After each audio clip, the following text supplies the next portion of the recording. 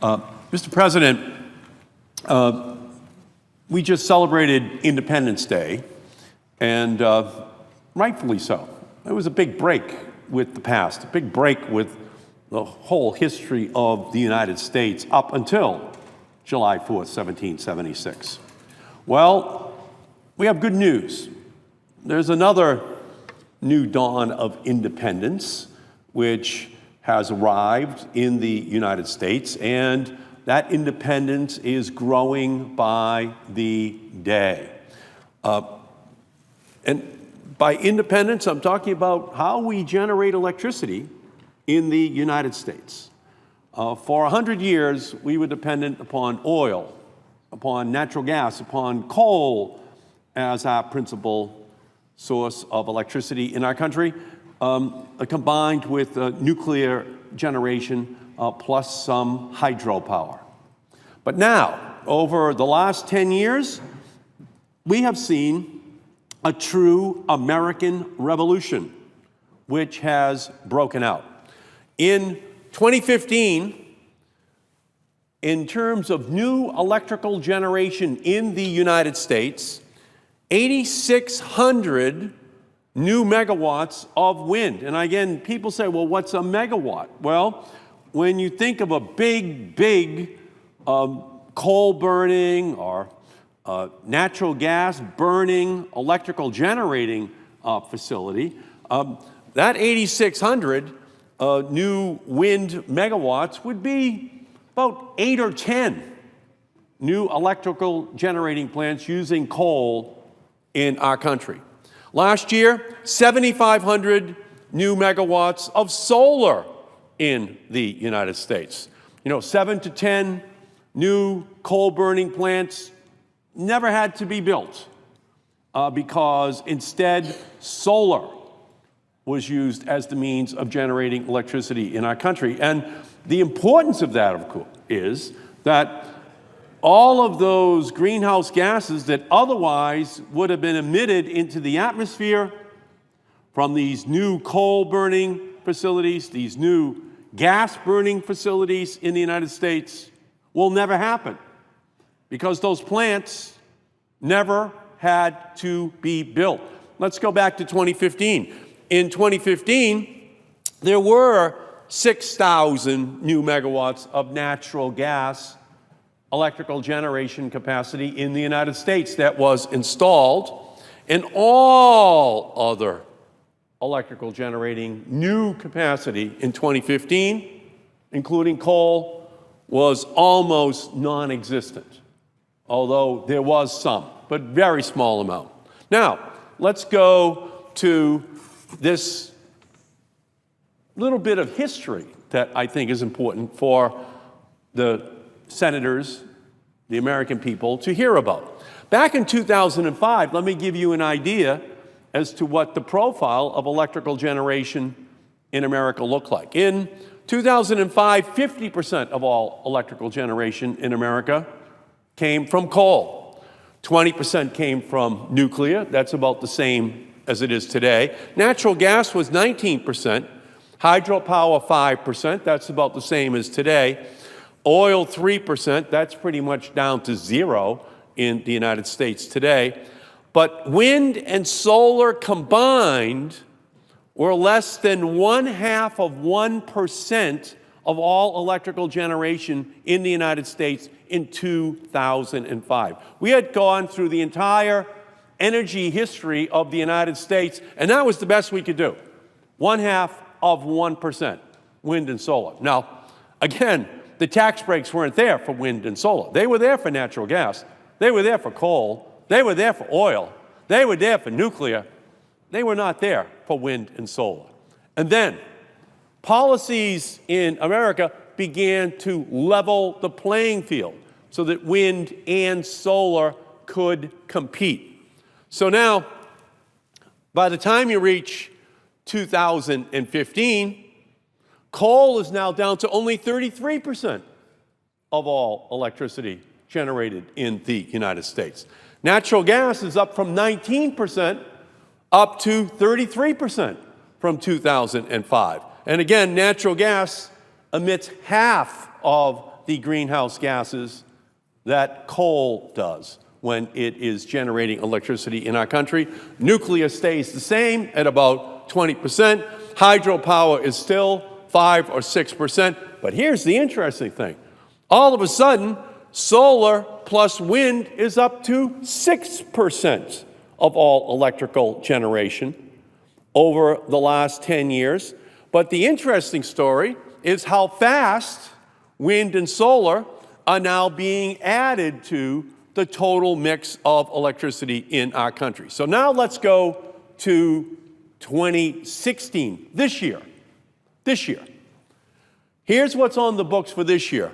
14,500 megawatts of solar, 9,000 new megawatts of wind, natural gas, about 8,800 megawatts, and nothing else coming in. No coal on the books planned for this year in the United States of America.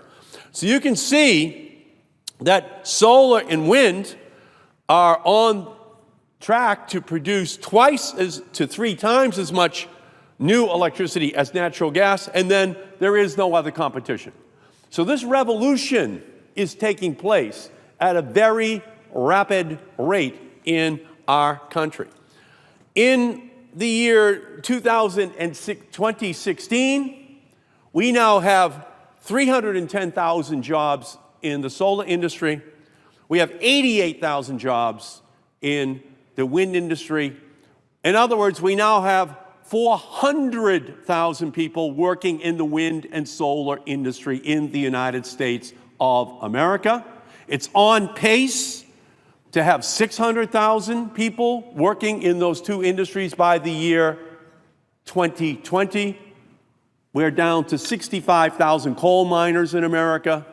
As this new set of technologies continues to expand, continues to lower in price, we are seeing a dramatic change in this energy mix. Now, let me add something else, which is that we're not alone here in the United States. Last year, in 2015, across the whole planet, 1/2 of all new electrical generating capacity came from renewable energy. 1/2 for the whole planet in new electrical generation capacity. Here's something else that's, I think, important for people to understand. Even as we make these incredible investments in the new energy technologies across the planet, for the last 2 years, global energy-related carbon emissions actually stayed flat while the global economy grew. So that kind of defies conventional economic wisdom that there's a direct correlation between how much you pollute and how much you can generate in new gross domestic product. Well, that has now been broken. Globally, gross domestic product continues to go up, emissions are flat. So that means that we're now on a pathway as more and more renewables, more and more hybrid automobiles, electric automobiles, more and more new technologies come online, that we're going to see a decline in greenhouse gases even as the global economy continues to grow. But how are we going to accomplish it? Well, we have to have tax policies on the books that give incentives to these new technologies. You don't have to worry about the oil industry. They've been taken care of for 100 years. What we do have to look at, however, is that the Koch brothers and others who have a business stake in oil, in gas, in coal, continue to argue against giving the same kinds of tax breaks to the renewable energy industry that have always been given to the fossil fuel industry. In fact, when we were last year debating whether or not we were going to have extensions of tax breaks for wind and solar, the Koch brothers wrote a letter to every member of the House and Senate saying that that would be destructive of the free market system. Well, they forgot to write this letter with regard to subsidies for the oil industry, for the coal industry, for the natural gas industry, for the nuclear industry. All of a sudden, when there's a new technology that does not pollute and which they are not heavily invested in, now they decide that the purity of this system requires that we begin by not having tax breaks for the new energy technologies. And how do they handle that? Well, they just make sure that they have all kinds of interests out there who try to then make an argument, an economic argument, a climate argument, that those same kinds of tax breaks that the other industries have always received are not justifiable, are needed for the wind and solar industries. So this is an incredible revolution where in 2005, only 79 total new solar megawatts were installed in the country. To this year, where 14,500 are going to be installed. So this was a delayed revolution. The regulatory policies, the tax policies did not, in fact, give a break to the new energy technologies. But the truth is that we're now on a pathway to having a revolution where, by the year 2030, we could easily have 400,000 megawatts of wind and solar and other renewables installed in the United States. By the end of next year, we'll have 150,000 megawatts. Mind you, after 70 years, the nuclear industry has 100,000 megawatts. And again, every time I use that term megawatts, I know that it can get confusing, but just understand that bottom line, wind and solar are coming as new additions to the grid at an average of 1 to 1.5% to the total every single year. So that by the year 2030, it could be between 25 and 30% of all electrical generation at the current pace at which it's being deployed in our country. And so that level playing field that we've been working hard to create and which we have to continue to work hard to create is making a huge difference. The Clean Power Plan, which President Obama has propounded, that will drive it more.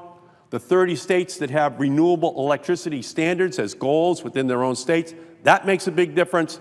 But also, the policies which we create here for tax breaks for these new industries will make a huge difference towards meeting our goals. And so, from my perspective, we have a chance to have America with 100% renewable electricity by the year 2050 in our country. We have a chance to change the whole path of the planet in terms of how they look at these energy technologies. No one had these kinds of cell phones in their pocket in 1993. No one. They were big bricks that cost 50 cents a minute. But we began to have a revolution. And 7 or 8 years ago, everyone started to have one of these phones in their pocket. Unimaginable to a preceding generation of Americans, but how about this? 800 million Africans now have these wireless devices in their pockets who did not have them in the year 2000. We can deploy wind and solar in Africa, in Asia, in South America, all around the planet if we make the same kind of investment in developing these new technologies. And just recently, in Germany, for one day, the whole country was renewable. In Portugal, for 4 days, the entire country was renewables for electrical generation. So I believe we can do and should do 100% by the year 2050, and that's why I will be introducing a resolution in the Senate expressing the sense of this body that the United States should commit to generating 100% of all of our electricity from renewables by the year 2050. And I urge my colleagues to support me in this effort. Massive job creation, reduction in greenhouse gases, world leadership, and an ability to avoid the worst, most catastrophic consequences of climate change on our planet. Last year was the warmest year ever recorded. This year is on track to be the warmest year ever recorded. It just keeps getting more and more dangerous. But the answer, the solution, is within our grasp. Thank you, Mr. President. I yield back the balance of my time.